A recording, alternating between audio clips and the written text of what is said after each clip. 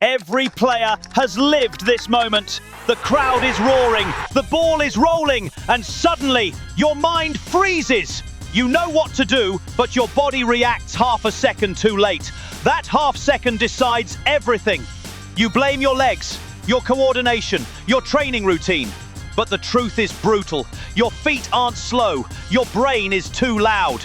Modern training has made athletes mechanical thinkers, moving by memory, not instinct. Every cone, every rehearsed pattern teaches you to plan your movements instead of feeling them. And the more you think, the slower you become. In neuroscience, this is called cognitive interference. When the prefrontal cortex, the part of your brain that analyzes and plans, stays active during movement, it delays reaction time by up to 400 milliseconds. That's enough to turn a clean tackle into a foul, or a winning dribble into a turnover.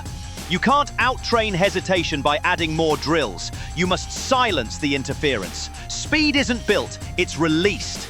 Watch the greatest dribblers in history. They don't look frantic, they look effortless. Their eyes barely move. Their body reacts before the ball even touches the ground. They have entered what scientists call the quiet brain state, a neurological flow where motion bypasses thought.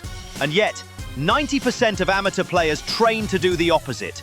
They stare at cones, count repetitions, measure distance, while the game itself demands chaos, unpredictability, rhythm. Real speed comes from the ability to read chaos without panic.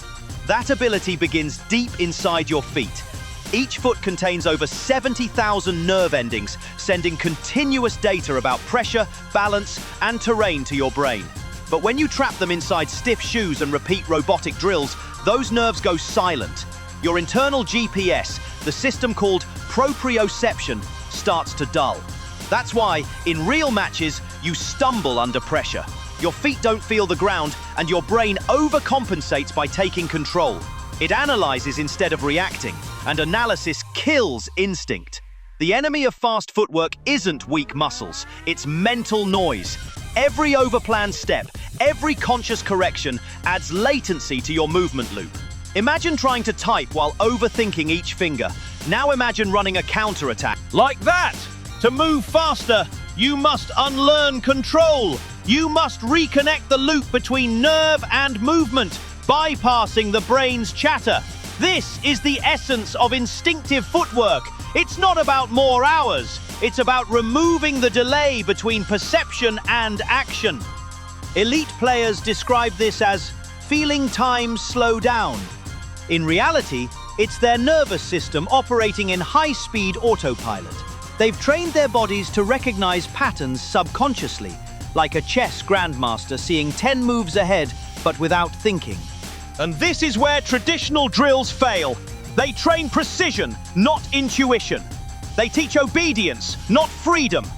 But football is never obedient. It's chaos dressed in rhythm. In the next chapter, we'll dive into the hidden sense that decides every step you take. The sense that separates static training from instinctive movement. It's not your vision, not your hearing. It's something older, deeper.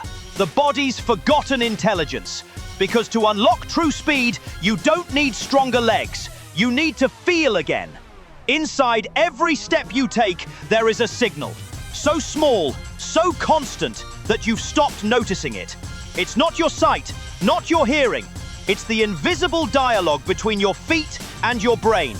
Scientists call it proprioception, the body's ability to sense itself in space.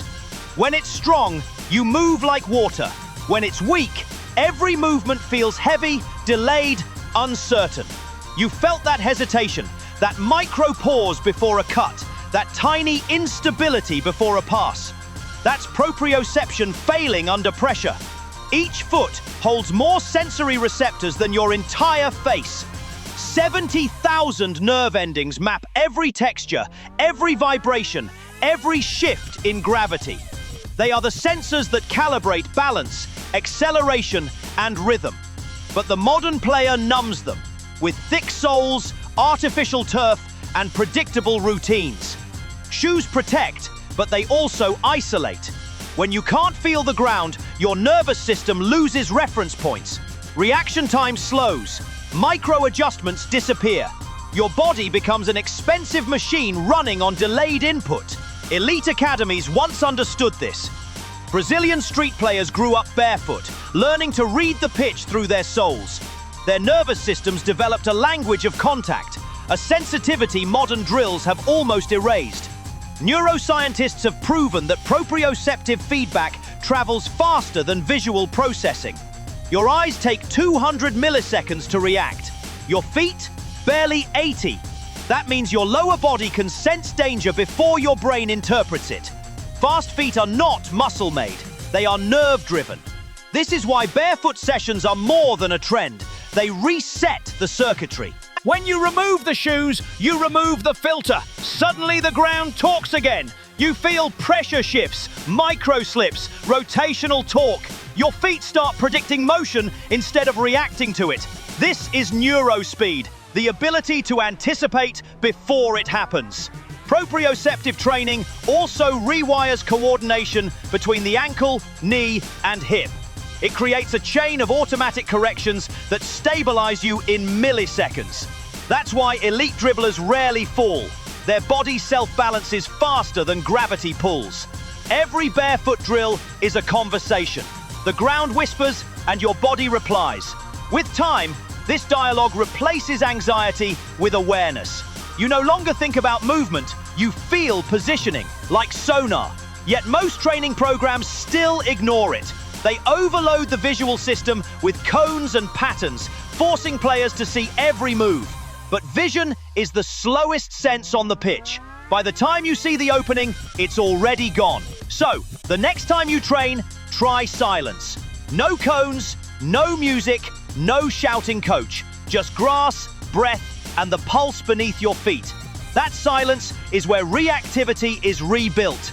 The more you reconnect, the more the game slows down around you, because you've restored the original interface between body and earth. The one evolution designed for survival, not sport.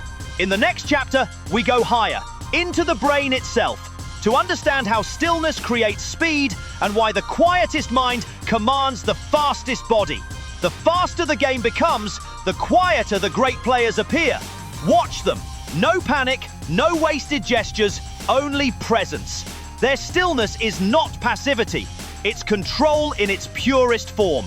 Modern neuroscience calls this the quiet brain state, the moment when conscious thought shuts down and instinct takes the wheel. It's what psychologists call flow, what athletes call the zone. Time expands. Movements chain together effortlessly. Every touch feels inevitable. When the prefrontal cortex, the part responsible for self-criticism and decision-making, finally deactivates, the motor cortex fires at maximum efficiency. Signals travel faster. Reflexes sharpen. You stop asking, "What should I do?" and start doing. Compare that to the average player. Every mistouch sparks panic. Every mistake triggers inner dialogue. Don't mess up again. That voice hijacks milliseconds. The brain floods with cortisol, the stress hormone that stiffens muscles and delays reaction. To train the quiet brain, you must simulate pressure while keeping the body relaxed. Shadow drills, mirror movements, random stimuli, they all teach you to respond without predicting. No external cues, no scripted patterns, only trust in sensory flow. In those sessions, you'll notice something. Your thoughts blur into motion.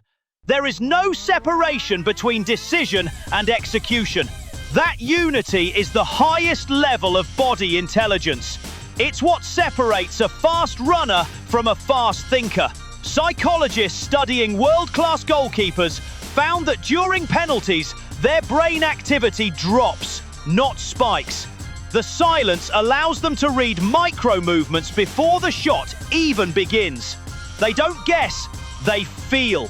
Their mind is quiet enough to hear the opponent's body language.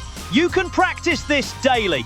Start every session with 1 minute of stillness. Slow breathing, eyes closed, visualizing chaos. Then open your eyes and move instantly. No countdown, no signal. Train your nervous system to switch from stillness to explosion without overthinking. With repetition, your perception of time changes. You'll feel openings appear sooner, spaces widen, collisions slow down.